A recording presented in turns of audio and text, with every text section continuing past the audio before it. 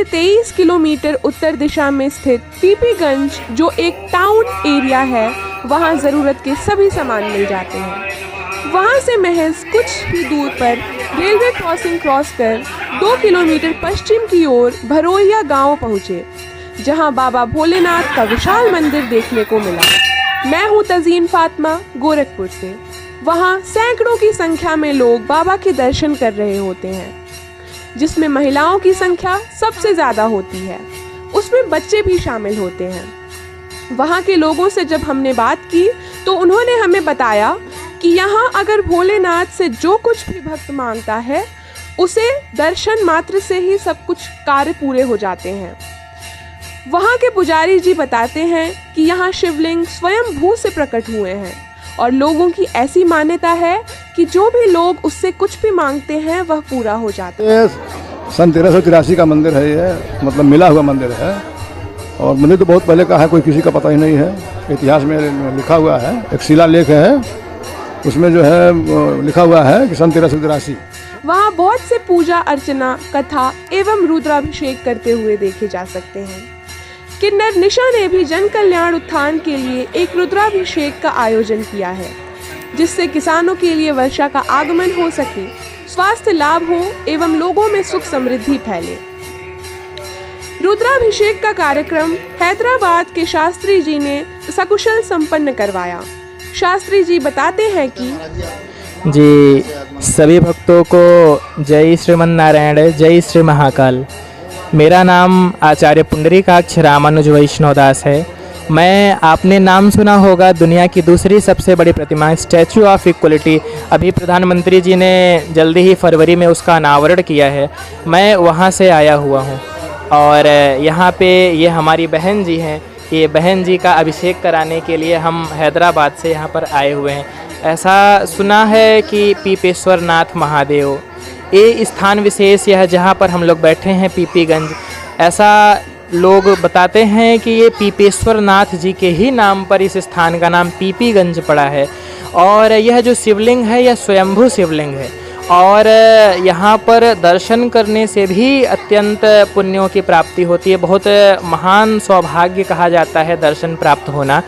तो ऐसे स्थान को हमारी बहन ने अभिषेक करने के लिए चुना, जो कि बहुत ही सुंदर, इनके लिए भी भाग्य का विषय है और हमारे लिए भी अत्यंत सौभाग्य का विषय है कि हम ऐसे महान स्वयंभू शिवलिंग का अभिषेक कराने जा रहे हैं।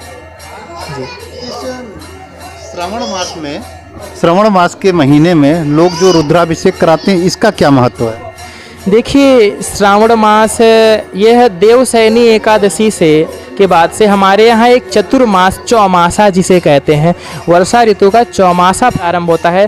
श्रावण, भाद्रपद, क्वार और कार्तिक।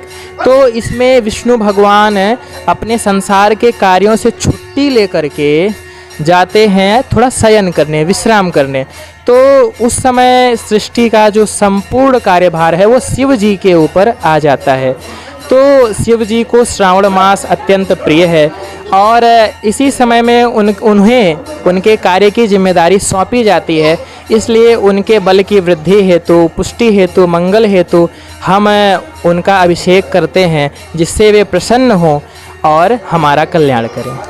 श्रावण मास में अभी बताया कि कुछ ज्योतिषाचार्य वगैरह जो आचार्य आए हुए हैं यहाँ पे, उन्होंने बताया कि एक ब्राह्मण से नहीं 3 ब्राह्मणों से कराई जाए तो ज़्यादा हितकर होगा, कभी दूध से, कभी दही से, कभी जल से।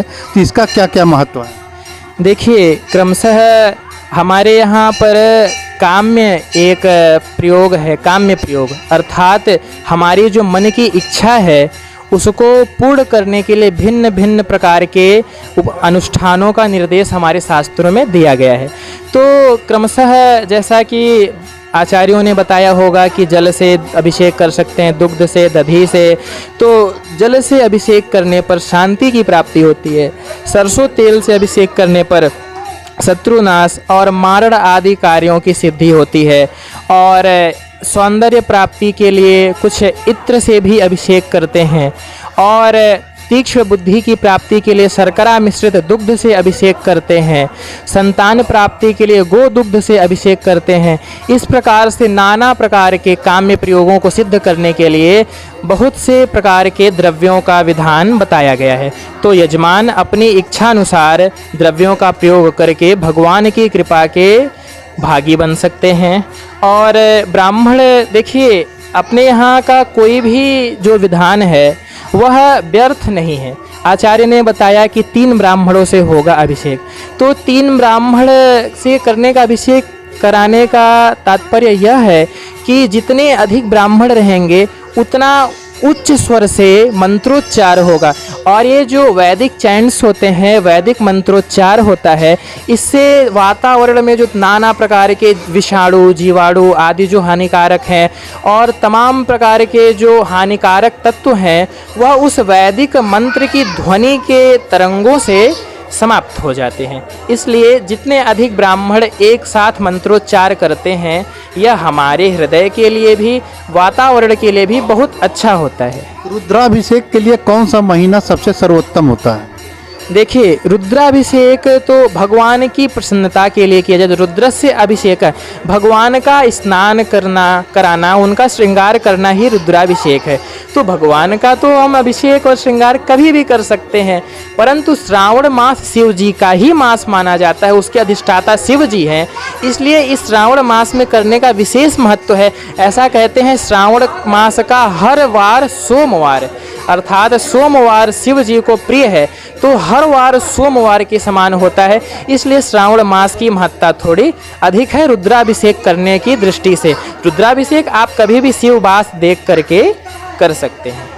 महाराज जी, हमारे तमाम हजारों दर्शकों को यह आपका हमारा चैनल जो है देगा, दिखाई देगा, लोग देखेंगे और इससे आने वाले समयों में कुछ न कुछ अर्जित ही करेंगे कि कब और किस तरीके से कराया जा सकता है। हमारे दर्शकों को कोई संदेश देंगे? जी बिल्कुल, हमारा आप सभी से एक यही निवेदन है कि यह देखिए, बिना पक्षपात के मैं बताऊंगा कि बहुत से ऐसे ब्राह्मण हैं जिन्हें किसी प्रकार का ज्ञान नहीं है, किसी प्रकार के मंत्रोच्चारण का उन्हें विधि नहीं पता है, कहीं से पढ़े नहीं, कोई ज्ञान नहीं, परंतु फिर भी वे श्रृंगी और रुद्राष्टाध्याय की पुस्तक उठा लेते हैं और कुछ भी नाना प्रकार के पता नहीं क्या क्या वो बोलते चले जाते हैं, और आप कम पैसे के चक्कर में उनसे अभिषेक करवा लेते हैं।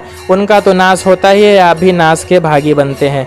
तो इसलिए आप थोड़ा, यदि अधिक ही दक्षिणा लगती है तो लगाएं, परंतु योग्य ब्राह्मण से कराएं। अगर आप योग्य ब्राह्मण से कराते हैं तो जो ये आज लोग अशिक्षित लोग हैं, यह भी शिक्षित होने का प्रयास करेंगे, क्योंकि ब्राह्मण ही समाज का आधार माना जाता है। कहा जाता है ब्राह्मण समाज का मस्तिष्क है। तो जब मस्तिष्क ही विकृत हो जाएगा तो फिर समाज कैसे चलेगा? और वो विकृत करवाने वाले हम लोग हैं, जो हम कहते हैं अरे महाराज जी आप हमसे इतने रुपए ले लीजिए और ऐसा कर दीजिए। तो ऐसा बिल्कुल नहीं करना। असंतुष्टा विप्र नष्टा।